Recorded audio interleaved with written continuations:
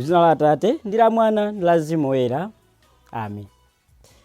Ndikulandireni abale okondeka mwa Ambuye pano pa gulu la Tiyankhuleni Ambuye. Lero ndi Lachisanu 10 Novemba chaka cha 2023 ndipo mpingo tsiku la lero tikuchita chaka cha Pope Leo woyamba amene anali Dr. wa mpingo. Mawu amene mpingo alipasa tsiku la lero makamaka uthenga wabwino ukufuna kutithandiza kusinkhasinkha za ukapitawo wathu, kuti aliyense mwa ife ndi kapitawo wa moyo wake. Akuyenera kumaona moyo wake kuti ndikuyendesa bwanji, ichi ndikupanga motani, chifukwa chitiziwa tsiku limene mwina tizachoke pansi pano. Ndiye akufuna kutithandiza kuonanso makamaka za ukapitawo kuti kodi ineyo ndine kapitawo wotani, ndine kapitawo wotani ndi moyo wanga. Mawu oyamba akuchokera mkalata ya Paulo woyera kwa Aroma mutu 15 kuyambira ndime ya 14 kulekera 21. Amene akutiwerengera mawu oyamba ndi a Kennedy Chasukwa kuchokera ku Holy Family Church Kobe Barracks mu Diocese ya Zomba. Ndipo salimo lathu ndi salimo namba 98. Ndipo mtengo wabwino ndi mtengo wabwino olembedwa ndi Luka woyera mutu 16 kuyambira ndime ya 1 kulekera 8. Amene akutiwerengera mawu a mtengo wabwino komanso kutigawira mawu ndi Deacon Stephen Limbani Kasim kuchokera mu Diocese ya Mangochi. Mawu oyamba. Mawu ankalata ya Paulo woyera kwa Aroma. Abale anga, ine mwini wake sindikayika konse kuti ndinu anthu akufuna kwabwino ndithu. Ndinu anthu odziwa zinthu ndipo mumatha kulangizana. Komabe nkalata ino zina ndakulemberani mopanda mantha konse, kuti ndikukumbutseni zimenezo. Ndalemba motere popeza kuti Mulungu adandikomera mtima pakundipatula kuti ndikhale mtumiki wa Khristu Yesu kwa anthu a mitundu ina. Adandipatsa ntchito yolalika uthenga wabwino wa Mulungu ngati nsembe, kuti anthuwo akhale ngati nsembe yokomera Iye ndi yoperekedwa mwa Mzimu Woyera. Tsono pokhala ndine wake wa Khristu Yesu, ndikunyadira ntchito imene ndikugwirira Mulungu. Sindidzalimba mtima kulankhula za kanthu kena ayi, koma zokhazo zimene ndimachita kudzera mwa Khristu, kuti ndithandize anthu a mitundu ina kumvera. Zimenezi ndidazichita ndi mawu anga, ndi ntchito zanga, ndi zizindikiro ndi zozizwitsa za mphamvu zochitika ndi mphamvu ya Mzimu Woyera. Motero uthenga wabwino wonena za Khristu ndidawulalikira kwathunthu, ku Yerusalemu ndi ku dziko lozungulira, mpaka ku Yeriko. Masiku onse ndinkayesetsa kulalikira uthenga wabwino kumalo kokhako kumene dzina la Khristu linali lisanamvekebe. Ndinkaopa kumanga pa maziko amene munthu wina adayika. Paja malemba akuti, anthu amene sadawuzidwe za Iye adzaona, amene sadamve za Iye adzamvetsa. Mawu a Ambuye. Tithokoze Mulungu. Ambuye akhale nanu, akhalenso ndi mzimu wanu. Mawu a mthenga woyera monga adalembera Luka. Ulemu kwa inu Ambuye. Tiwerenga mthenga wabwino wa Luka mutu 16 kuyambira ndime ya 1 kulekera 8. Pa nthawi yomweyo Yesu adawuza ophunzira ake kuti panali munthu wina wachuma amene anali ndi kapitawo wake. Anthu adazamuneneza kapitawoyo kuti akumwaza chuma cha mbuye wake. Tsono mbuye wakeyo adamuyitana namufunsa kuti, "Nchiyani chimene ndikumva za iwe? Undifotokozere za ukapitawo wako, pakuti sungakhalenso kapitawo ayi." Apo kapitawoyo adayamba kuganiza mu mtima mwake kuti, ndichite chiyani popeza kuti mbuye wanga akundilanda ukapitawo? Kulima ayi, ndilibe mphamvu. Kupemphapempha ayinso kukundichititsa manyazi. Chabwino, tsopano ndaziwa choti ndichite, kuti anthu akandilandire ku nyumba zawo, ukapitawo ukandithera. Motero adayitana angongole a mbuye wake mmodzimmodzi. Adafunsa woyamba kuti, kodi uli ndi ngongole yotani kwa mbuye wanga? Iye adati, mafuta amuyeso okwanira mitsuko 10. Kapitawoyo adamuwuza kuti, nayi kalata yako ya ngongole, khala pansi msanga ungolembapo misuko 50. Adafunsanso wina kuti, nanga iwe ngongole yako ndiyotani? Iye adati, tirigu wamuyeso wokwanira matumba 10. Kapitawo adamuwuza kuti, nayi kalata yako ya ngongole ungolembapo matumba 53. Apo mbuye wa kapitawo onyenga uja adamuyamikira chifukwa cha kuchenjera kwake. Pajatu pokhala ndi anzawo, anthu ongokonda zapansi pano ngochenjera kuposa anthu okhala mkuwala kwa Mulungu. Mthenga wa Ambuye. Ulemu kwa inu Ambuye Yesu Khristu. Abalanga okondeka mwa Ambuye, lero tuchita makamaka chaka cha Pope Leo I woyera, amene anali makamaka dokta wa mpingo.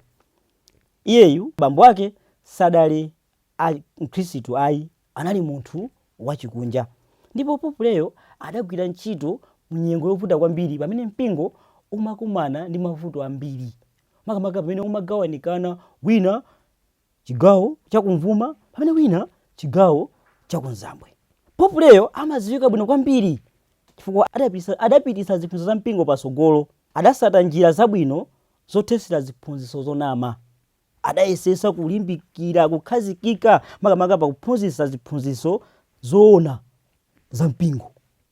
Ndipo chinthu chodziwika bwino kwambiri chimene Pope Leo adachita, adalemba kalata kwa Flavius woyera yofotokoza za makamaka umodzi wa Khristu, kuti Yesu Khristu ndi mmodzi ndithu, mwa iye muli umunthu ndi umulungu.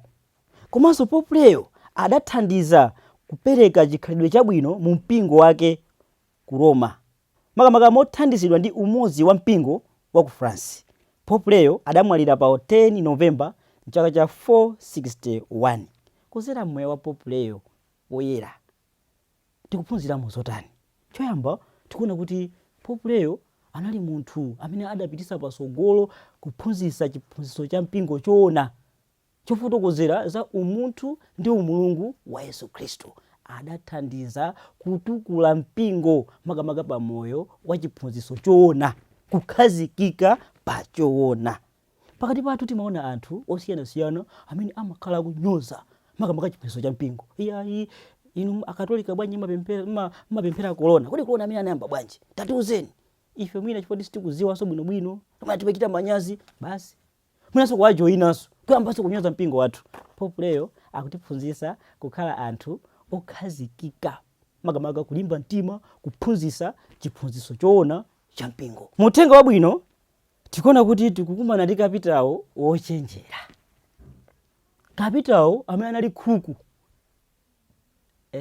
kapitawo oziwa kusewera ndithu macheza. Ndiye ndimanena kuti mutu umene fari tisinkhesinkhe pedu gawana makamaka za uthenga wabwino umenewu, ndifunso kwa ine, ndifunso kwa inu, ndifunso kwawo, kuti kodi ndife akapitawo otani, timatani kulondera moyo wathu. Tikuyenera kudziwa kuti moyo umene tili si moyo wamuyaya. Pano padziko lapansi timayimba ife ndife alendo, timayimba ndithu, tili ndi kwathu kumene tizabwerere. Koma funso nkumanena kuti kodi tikuchita chiyani pokonzekera za moyo winawu. Tikuona kuti kapitawo amene tikumana naye muthenga wabwino tsiku la lero pakuchitika zinthu zingapo. Choyamba, anthu aona kuti kapitawo wamwaza chuma cha bwana wake, ndi akwamuneneza, mmankonda uja, kapitawo mmankonda uja, waononga chuma chanu bwana. bwana wakwiya atani akumuyitana kapitawo atase ntchito yako ili pachiopsezo itha. Nditi kuona kuti kapitawo uja akudandaula choyamba wakugwidwa ngati ni mantha choncho ndiye akufotokoza zinthu zili zitatu akulingalira zinthu zingapo akuti koma ndikafikira potani ine kulima sinditha kupemphapempha zamanyazi nali munthu wotchuka wodziwika wachuma lero ntchito ikundithera ndiye ndikapanga chani nkapita kumuzi.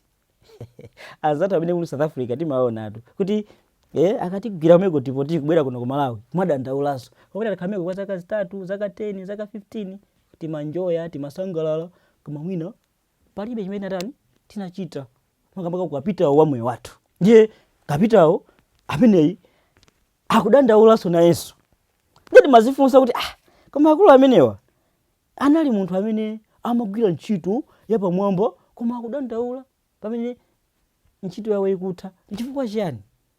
Tiona chabwino ndiye tikuona kuti chimene kapitawo chadachita ndikuyitanisa antchito amene adawabwereka ngongole makamanga ngongole za bwana wake. Ine ndimazifunsa kuti kuti kapitawo amene ngongole zimenezi si ndalama zomwezo zimene adamwaza za bwana wakezo mwina zimene akukhululukazi ndi phindu limene iyeyo amayenera kulandira mwina bwana wake samadziwanso. Akuita nawo yamba akumfunsa iwe tatiuze apa kuti ngongole yako ndochuluka bwanji akuti mafuta okwanira muyezo misuko 20. Ndi akuti okay yonseyo khala pansi lemba misuko 50 akumuchosera ndi half.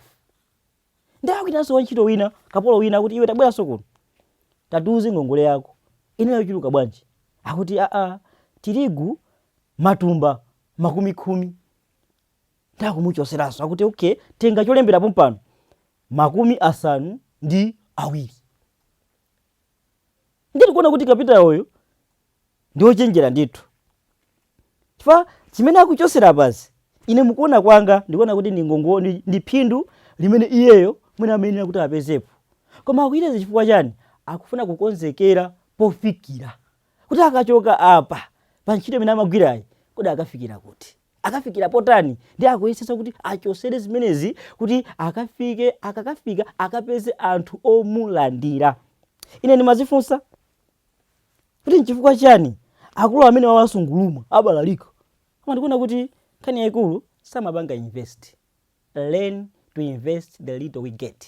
Kuti pakati pathu tilipo anthu ambiri amene tili pa ntchito kugwira ntchito kwa zaka zochuluka koma palibe chochita nacho palibe chooneka chimene tapanga. Tapugwira ntchito mboma kwa zaka 20 palibe chimene tingaloze kuti ndapanga icho kuti itati ntchito yatha mwazizizi tikafikirapo. Ndiye zimasekesa pena maliro akachitika kumuzi anzathu ako ntchito taperekeza bwanawo ndeti mamba kuchosa zifukwa maliro akumene kamba izi kuti anzathu asatiperekeze chifukwa tikudziwa kuti palibe tapanga kumuziko sinamanga ni nyumba yomwe. Learn to invest. Ambiri mwa ife tidakatanganidwa ndi zinjoyi kuiwala kuti ntchito imene tikugwirayo siku lina izatha mwazizizi kenako ikotho basi kusowanso chotani chogwira. Ndiye tikuona kuti bwana uyu makamaka uyu pamene akumuwuza kuti ase ntchito yakuti ikuyenera kutha tikuona kuti chimene akuchita choyamba tawaona kale kuti wakhululukira chani ngongole kwa anthu amene anatani anapasa ngati njira imodzi yokonza ubale okafikira pabwino akachoka pachani pa ntchito. Akanakhala wina akanangopitiza kuba sandi akundichosa ndi basi kuposa pati kuposa pamenepa akukonza ubale wake powakhululukira anthu. Tilipo ena mwina tatawuzidwa chonchi kuti ntchito ikutha mawa kuyamba kusolola kuti adziwanso kuba sokoneza kuti ndikamachoka mukamaka ntchito imene ndikugwirayo ndikhale nditatenga papakulu kuti ndikafikire ndikapeze potani pofikira. Mwina mbiri mwa ife amene tikulamulira kaya ndife asogoleri kaya ndife chani kuona kuti imene ndalamulira zaka zimene zizi palibe imene ndapanga anthu sangandivoterenso. Ndiye imene ikukhala warning kwa ife kuti mwina sindiwinanso. Ndiye tili pakalikiki kuba kuti tikamaza choka mbomamo tikhale tanyamula pakulu ndithu tikapeze poyambira. Ayi, kapitawo uyu akutiphunzitsa makamaka moyo wachikondi. Ndiye bwana wake akumuyamikira osati chifukwa cha ukhuluku wakewo ayi, koma akuna kuti wakonza maubale abwino pokafikira. Ifenso kuti tikukonza ubale otani ndi Mulungu wathu. Tiziwe kuti moyo wathu pang'ono tikupita, tikubwerera, tili pa ulendo. Kodi tikukonza ubale otani ndi Mulungu wathu, tikafika motani pamaso pa Mulungu. Ukapitawo umene Mulungu adatipasa wa moyo wathu, ukapitawo umene Mulungu adatipasa wa moyo wanu, kodi mukugwiritsa ntchito motani? Ndikangati kamene timakhala ndi nthawi yofuna wansembe kuti tilape ngati njira imodzi yogwiritsa ntchito bwino ukapitawo umene Mulungu adatipasa. Ambiri mwa ife munatakhala pasi kwa zaka 20, 50, 30 or 100 kumene, koma mwina tili pa udani, tapanga kale mwina silver jubilee, golden jubilee yokondwerera udani ndi anzathu. Kapitawo ameneyi akutiphunzitsa kuonanso makamaka udani umene uli pakati pathu kuti tiukonze. Tikaonetsetsa mwina zidani zimene timakhala nazo zifukwa zake nzopanda ntchito zazi. Anandibera mpeni wanga ameneyi, sindingamukhululukire. Anabwereka singano wanga ndikapita kumuzi. Tazo kaudani kamene kazona anabwereka singano. Sana ndibwezere. Basi udani kumangupita zaka singano wa 50 kwacha. Tinachita malira amunda. Ndiye timalimbirana ndithu nzere wanga uku ina mangolimbirana basi.